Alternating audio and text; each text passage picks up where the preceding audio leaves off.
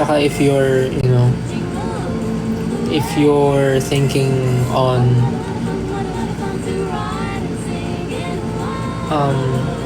ano ba, kung iniisip nyo na next year or nanghihingi kayo ng sign for next year na parang mag-stop na sa ginagawa nyo or nawawala na kayo ng drive next year, paano ba sabihin? Siguro kung nawawalan kayo ng drive next year or parang kung nawawalan na kayo ng gana to do the things that you love or you want to do, siguro gumawa tayo ng promise na parang as long as nakita natin yung bawat isa na nag-e-effort para mapaganda yung buhay ng bawat isa, walang titigil, parang gano'n. Hanggat nakikita natin ang bawat isa na nagsisipag at nag-e-effort, dapat i-cheer natin ang bawat isa. Dapat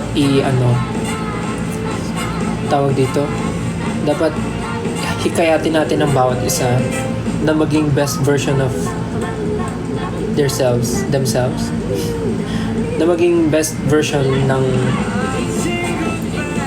bawat isa. Yan, let's make a pact. Let's make a promise na we will never stop until we reach yung mga gusto natin sa buhay. Nakakapagod siya, yes, pero kaya nga natin ginagawa ito, di ba? Kasi willing tayo mapagod for the betterment of everyone and our personal likes. Promise. Basta cheer ko kayo palagi. Cheer nyo din ako palagi. Cheer ko kayo palagi.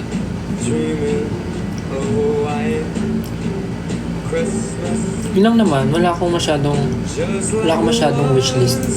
Basta happy lang. Nakikita ko naman na happy kami, masaya na rin ako. I mean, basta nakikita kong okay and parang, alam mo yun, wala masyadong problem.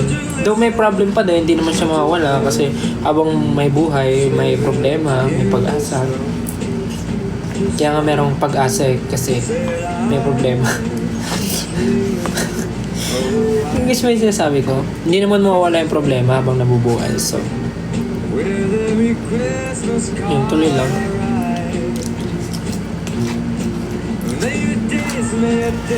Let's support each other. Anong gupit ko? Hindi ako nagpapagupit, nagpapahaba ako. Pinapatrim ko lang siya ng konti-konti, yung gilid. Pero hindi pa ako nagpapagupit kasi pinapahaba ko po yung buhok ko. Just like the way I used to.